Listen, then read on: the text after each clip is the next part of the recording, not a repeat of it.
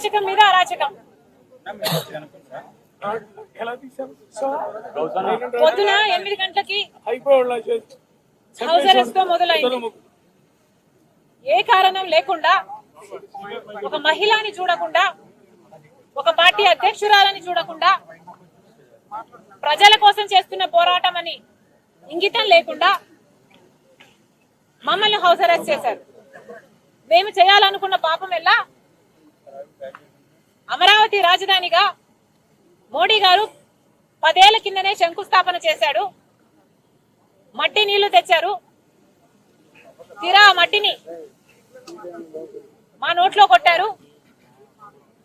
మా ఆశల మీద నీళ్లు చల్లిపోయారు అని ఆ శంకుస్థాపన చేసిన స్థలానికి వెళ్లి ప్రశాంతంగా ధర్నా చేయాలి అనుకున్నాం. అంతే. అదే సిటీలో ఉన్న ప్రాంగణం అయితే పర్మిషన్ తీసుకొని మరి వెళ్లే వాళ్ళం. కాకపోతే అది చెట్లు పుట్టలు ఉన్న ప్రాంతం. అక్కడ ఒక మనిషి కాదు కదా, కనీసం జంతువులు కూడా తిరగవు. ప్రాబబ్లీ పందులు పురుగులు తిరుగుతాయేమో. మేము ప్రశాంతంగా వెళ్లి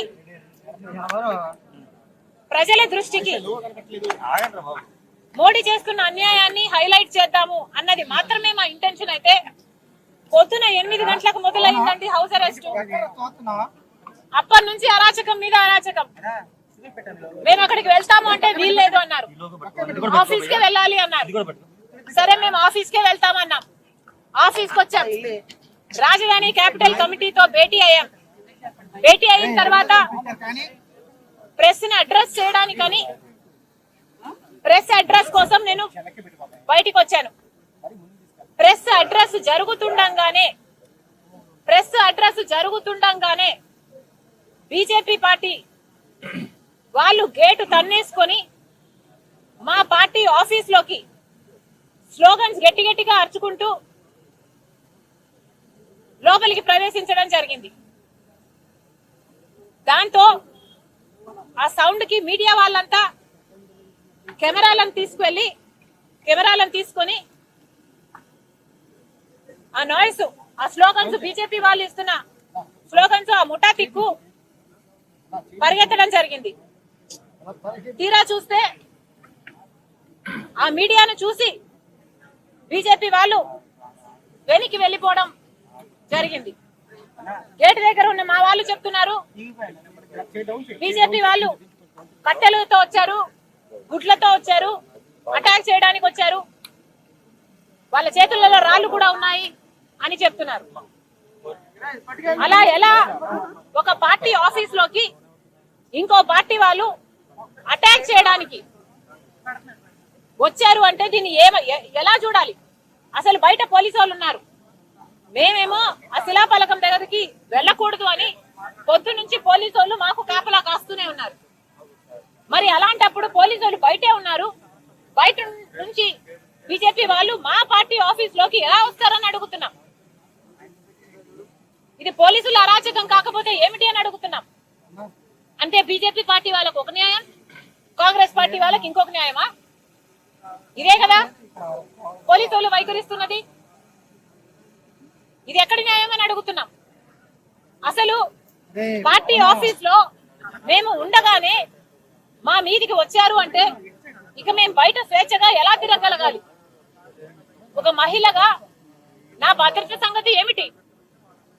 దీనికి ఎవరు బాధ్యత వహిస్తారు? నాకు ఎవరు అష్యూరెన్స్ ఇస్తారు? ఆఖరికి మీడియా వాళ్ళు వాళ్ళ తిక్కు పరిగెత్తుకుంటూ వెళ్తే అప్పుడు వాళ్ళు కెమెరాలను చూసి ఏదో రికార్డ్ అయ్యే లైట్ అట్టుంది అని అప్పుడు వాళ్ళు వెనక్కి తగ్గారు తప్పితే అసలు మీడియా వాళ్ళు లేకపోతే మా పరిస్థితి ఏమిటండి? ఈ సెక్యూరిటీ, ఈ పోలీసు వాళ్ళంతా బయట ఉన్నారు, మా కోసం లేరు, వాళ్ళని లోపలికి పంపించడానికి ఉన్నారు అని ఇప్పుడు అర్థమవుతుంది. పొద్దు నుంచి పోలీసులు వైఖరి చూస్తూనే ఉన్నాము. కేవలం మా మీద అరాచకం చేయడానికే పోలీసు వాళ్ళు ఉన్నట్టుగా ఉంది. ఇది ఎక్కడి న్యాయం అని అడుగుతున్నాం. బీజేపీ వాళ్ళని అరెస్ట్ చేయరా? బీజేపీ వాళ్ళకు ఒక న్యాయం, మాకు ఇంకో న్యాయమా? మిగతా ప్రజలందరికీ ఇంకో న్యాయమా?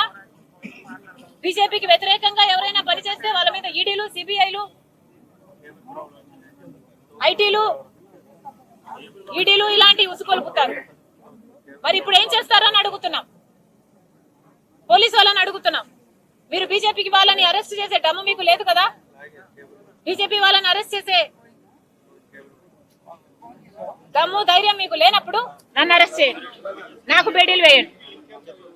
కాంగ్రెస్ పార్టీ నిరసిస్తుంది, మా నిరసన ఇలా వ్యక్తం చేస్తున్నాం మేము.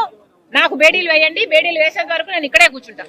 Police down down, police down down.